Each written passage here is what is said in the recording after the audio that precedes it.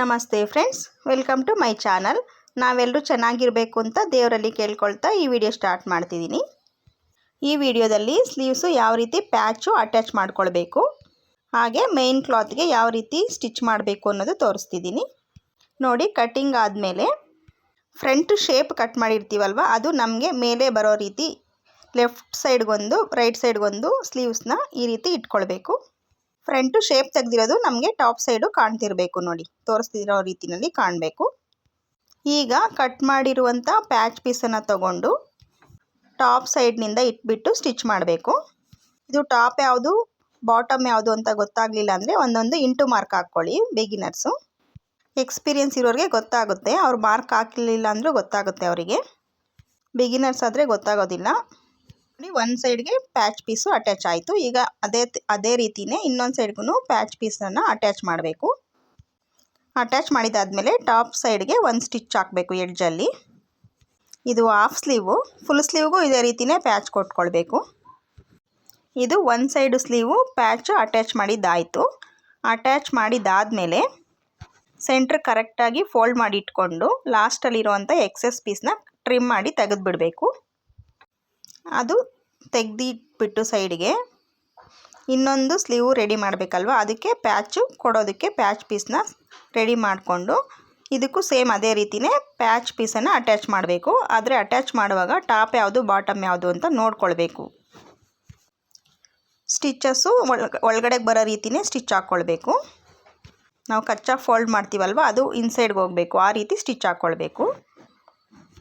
Attach ಮಾಡಿದಾದಮೇಲೆ top ಸೈಡಿಂದ ಒಂದು stitch ಹಾಕ್ಬಿಟ್ಟು ಎಕ್ಸೆಸ್ ಪೀಸು ಕಟ್ ಮಾಡಿಬಿಡಬೇಕು. ಎರಡು ಕಡೆಗೆ, ಮೇಲೆ ಮತ್ತು ಕೆಳಗಡೆಗೆ ಲೆವೆಲ್ ಬರೋ ರೀತಿ ಕಟ್ ಮಾಡಿ ಇಟ್ಕೊಳ್ಬೇಕು. ಈಗ ಇದಕ್ಕೂ ಲಾಸ್ಟಲ್ಲಿರುವಂಥ ಶೇಪು ನೀಟಾಗಿ ತೆಗಿಬೇಕು. ಈಗ ಎರಡು ಸ್ಲೀವ್ ರೆಡಿ ಆಯ್ತಲ್ವ, ಈಗ ಒಂದು ಸಲ ಚೆಕ್ ಮಾಡ್ಕೊಳ್ಬೇಕು ನಾವು. ನೋಡಿ, ನಾನು ಈಗ ಇಂಟು ಮಾರ್ಕ್ ಹಾಕ್ತಿದ್ದೀನಿ. ಇದು ಬಿಗಿನರ್ಸ್ ಆದರೆ ಫಸ್ಟೇ ಹಾಕ್ಕೊಂಬಿಡಿ. ಇನ್ಸೈಡ್ಗೆ ಇಂಟು ಮಾರ್ಕ್ ಹಾಕ್ಕೊಳ್ಳಿ, ಆಗ ಅರ್ಥ ಆಗುತ್ತೆ. ಎರಡು ಸ್ಲೀವಲ್ಲೂ ಇಂಟು ಮಾರ್ಕು ಇನ್ಸೈಡ್ ಹೋಗಿರಬೇಕು. ಫ್ರಂಟ್ ಶೇಪ್ ಇರೋದು ನಮಗೆ ಮೇಲೆ ಕಾಣ್ತಿರಬೇಕು. ಈ ರೀತಿ ಎರಡು ಸ್ಲೀವು ರೆಡಿ ಮಾಡ್ಕೊಂಡಿದ್ದಾದಮೇಲೆ ಒಂದು ಸ್ಲೀವ್ನ ತಗೊಂಡು ಅಳತೆ ಬ್ಲೌಸು ಇಟ್ಕೊಂಡು ಎಷ್ಟು ನಮಗೆ ಬೇಕು ಅಂತೇಳ್ಬಿಟ್ಟು ಮೆಷರ್ಮೆಂಟು ಅಳತೆ ಬ್ಲೌಸು ಸ್ಲೀವ್ ಶೇಪ್ ಇರುತ್ತಲ್ವ, ಅದರ ಪ್ರಕಾರ ಮಾರ್ಕ್ ಹಾಕ್ಕೊಳ್ಬೇಕಾಗುತ್ತೆ. ನೋಡಿ, ನಾನು ತೋರಿಸ್ತಿದ್ದೀನಲ್ಲ, ಆ ರೀತಿ ಮಾರ್ಕ್ ಹಾಕಬೇಕು. ನಮಗೆ ಎಲ್ಲಿಗೆ ಬೇಕು ಅನ್ನೋದು ಮಾರ್ಕ್ ಹಾಕ್ಬಿಟ್ಟು ಎಕ್ಸ್ಟ್ರಾ ಮಾರ್ಜಿನ್ಗೋಸ್ಕರ ಎಷ್ಟು ಕ್ಲಾತ್ ಬೇಕು ಅನ್ನೋದನ್ನು ಮಾರ್ಕ್ ಮಾಡಿ ಅದನ್ನು ಕಟ್ ಮಾಡಿ ತೆಗೆದುಬಿಡಬೇಕು. ಎಕ್ಸೆಸ್ ಪೀಸ್ ಏನಿದೆ ಅದನ್ನ ಕಟ್ ಮಾಡಿಬಿಡಬೇಕು. ಈಗ ಚೆಸ್ಟ್ ಪಾಯಿಂಟ್ ಹತ್ರಕ್ಕೆ ಒಂದು ನ್ಯಾಚ್ ಕೊಟ್ಟು ಇನ್ನೊಂದು ಸ್ಲೀವ್ನು ಇದಕ್ಕೆ ಆಪೋಸಿಟು ನೀಟಾಗಿ ಇಟ್ಕೊಂಡು ಆ ಸ್ಲೀವ್ಗೂ ನೀಟಾಗಿ ಕರೆಕ್ಟಾಗಿ ಮಧ್ಯಕ್ಕೆ ಬರೋ ರೀತಿ ಕರೆಕ್ಟಾಗಿ ಇಟ್ಕೊಂಡು ಎರಡು ಸ್ಲೀವು ಒಂದೇ ಲೆವೆಲ್ ಇರೋ ರೀತಿ ಕಟ್ ಮಾಡಿಬಿಟ್ಟು ಎರಡಕ್ಕೂ ನ್ಯಾಚು ಹಾಕ್ಕೊಳ್ಬೇಕು. ಈಗ ಈ ಲೈನಿಂಗು ಪರ್ಫೆಕ್ಟು ಶೇಪಲ್ಲಿ ನಮಗೆ ಇರಬೇಕು. ಅಳತೆ ಬ್ಲೌಸು ಮೆಷರ್ಮೆಂಟ್ ಪ್ರಕಾರ ಲೈನಿಂಗು ರೆಡಿ ಮಾಡ್ಕೊಂಡಿದ್ದಾದಮೇಲೆ ಮೇಯ್ನ್ ಕ್ಲಾತ್ನ ತಗೊಂಡು ಮೇಯ್ನ್ ಕ್ಲಾತು ಟಾಪ್ ಸೈಡ್ ಬರಬೇಕು.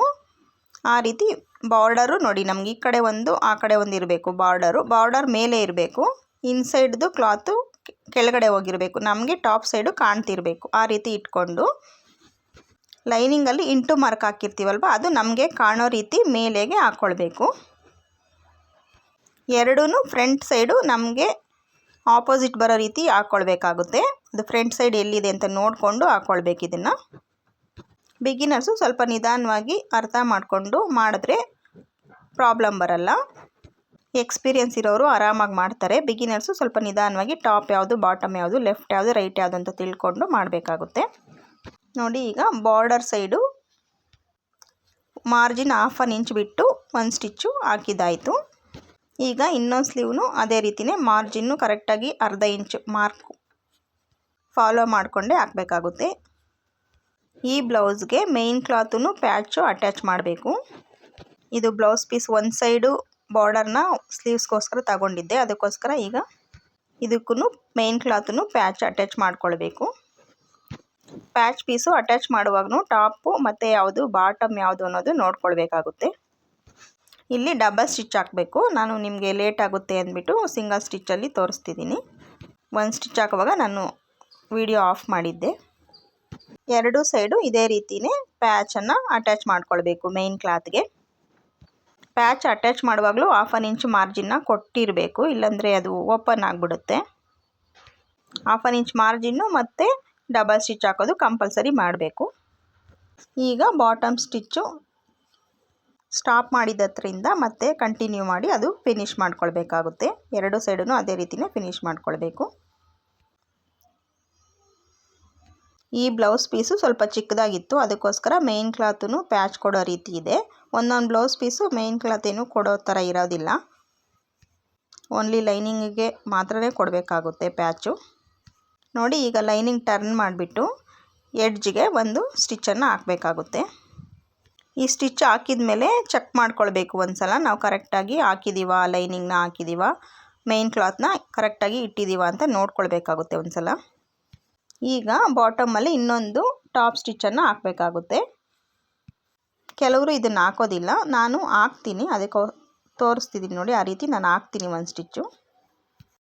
ಇದು ಎಡ್ಜ್ ಸ್ಟಿಚ್ ಹಾಕಿದಾದಮೇಲೆ ಸುತ್ತಲೂ ಸುತ್ತಲೂ ಒಂದು ಸ್ಟಿಚ್ಚನ್ನು ಹಾಕ್ಕೊಳ್ಬೇಕಾಗುತ್ತೆ.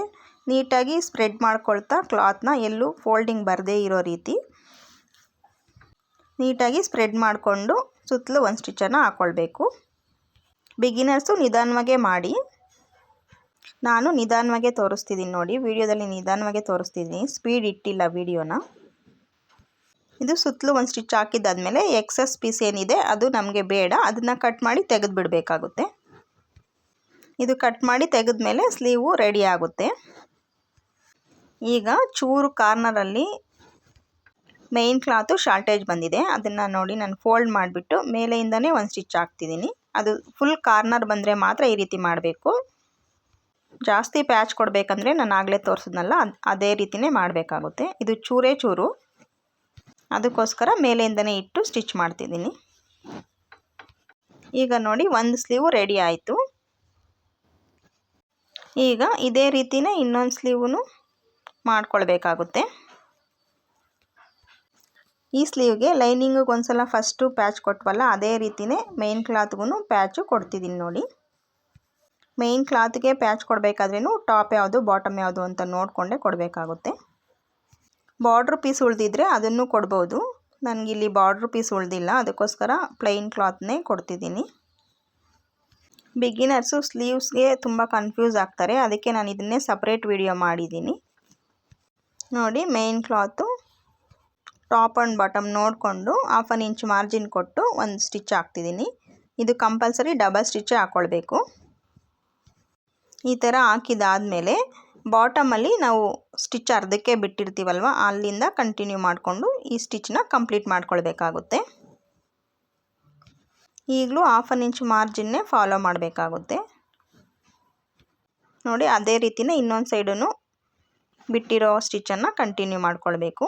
ಈಗ ಟರ್ನ್ ಮಾಡಿ ಲೈನಿಂಗ್ ಮೇಲೆ ಬರೋ ರೀತಿ ಎಡ್ಜ್ಗೆ ಒಂದು ಸ್ಟಿಚ್ಚು ಕೊಡಬೇಕಾಗುತ್ತೆ. ಈ ಸ್ಟಿಚ್ಚು ಹಾಕಿದಾದಮೇಲೆ ಮತ್ತೆ ಟಾಪ್ ಸೈಡಿಂದ ಮೇನ್ ಕ್ಲಾತ್ ಮೇಲೆ ಬರೋ ರೀತಿ ಎಡ್ಜ್ಗೆ ಇನ್ನೊಂದು ಸ್ಟಿಚ್ಚು ಕೊಡ್ತಿದ್ದೀನಿ ನೋಡಿ. ಇದು ಕೆಲವ್ರು ಕೊಡೋದಿಲ್ಲ, ನಾನು ಕೊಡ್ತೀನಿ.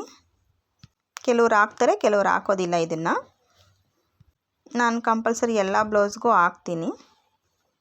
ಇದೆಲ್ಲ ಹಾಕಿದ್ರೆ ಬ್ಲೌಸು ಸ್ಟಿಚ್ಚಿಂಗ್ ಎಲ್ಲ ಆದಮೇಲೆ ಅವ್ರು ಯೂಸ್ ಮಾಡುವಾಗ ಲೈನಿಂಗ್ ಈಚೆ ಬರೋದಿರ ಇರುತ್ತೆ ಅಂತ ಹೇಳ್ಬಿಟ್ಟು ನಾನು ಈ ಸ್ಟಿಚ್ನ ಕಂಪಲ್ಸರಿ ಕೊಟ್ಟೇ ಕೊಡ್ತೀನಿ ನೋಡಿ. ಈಗ ಟಾಪ್ ಸ್ಟಿಚ್ ಹಾಕಿದಾದಮೇಲೆ ಲೈನಿಂಗ್ ಸುತ್ತಲೂ ಒಂದು ಸ್ಟಿಚ್ಚನ್ನು ಹಾಕ್ಕೊಳ್ತಿದ್ದೀನಿ.